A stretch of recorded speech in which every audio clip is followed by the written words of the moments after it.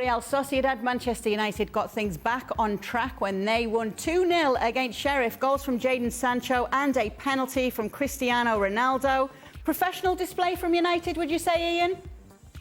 Yeah, professional display. They got the job done. Very good goal from Jadon Sancho. Maybe he was just trying to make a point to Gareth Southgate, who's left him out of the England squad being named today. And we are very close to the World Cup. So his chances of making that World Cup don't look good. But going back to United, yeah, they needed that because the way that group is now set up and the whole Europa League set up is you've got to top the group to go into the round of 16. Otherwise, if you're second, and they are second, and Real Sociedad have the advantage, they've got to play a playoff with a third-place team from the Champions League. So that's 2 extra games. Manchester United don't need that. I mean, it fell their way tonight.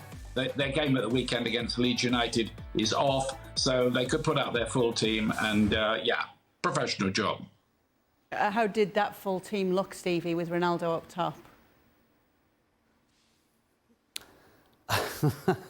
Nothing to get excited about. Professional is absolutely the word.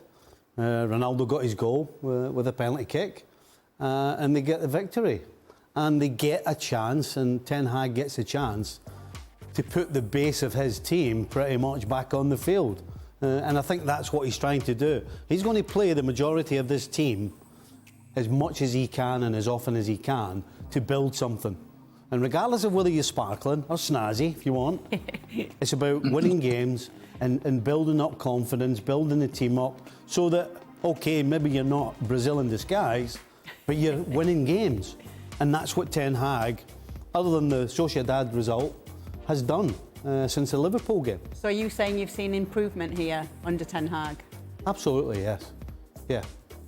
Yeah, I think the biggest thing is this team doesn't look like if something goes wrong, they're going to fall apart, which is huge considering where they were.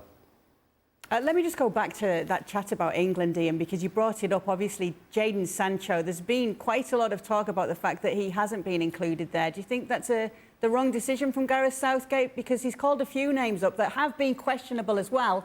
He's defended why he's done that, but there are a few people, let's say, letting off some steam about that England call-up.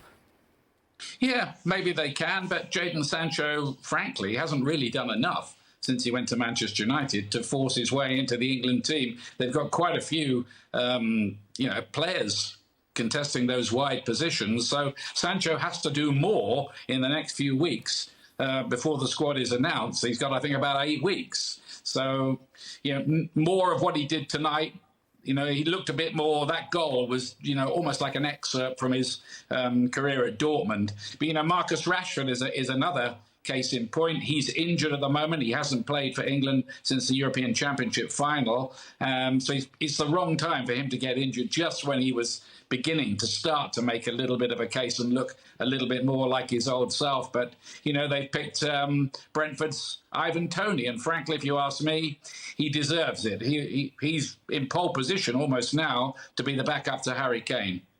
And obviously that's fair enough and that's great to see for Ivan Toney. But then we're seeing the likes of Harry Maguire, Luke Shaw. Gareth Southgate was asked about some of these names. He said they have and can still continue to produce for England.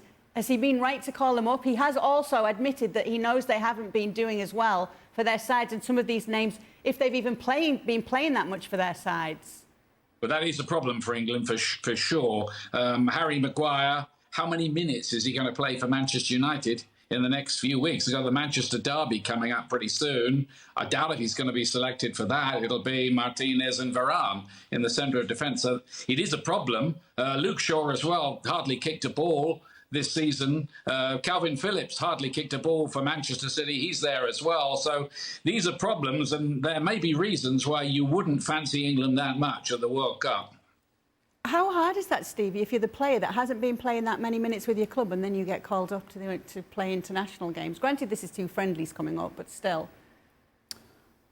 I can only imagine how difficult physically it'll be.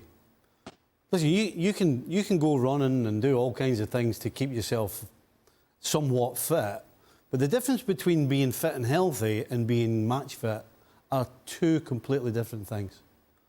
And for Harry Maguire or anybody else not to be playing not just regularly, but at all, to then be asked to go and play in a World Cup finals. I don't think any manager could put their self or the rest of their team on the shoulders of somebody who hasn't kicked a ball. That's unfair to everybody involved, particularly the player. So if Harry Maguire doesn't kick a ball between now and the World Cup, I don't see any way that he can be picked to play for England. Well, thank you very much for watching ESPN on YouTube. For more sports highlights and analysis, be sure to download the ESPN app. And for live streaming, premium content, and let's not forget as well, ESPN FC 7 days a week. Subscribe to ESPN Plus.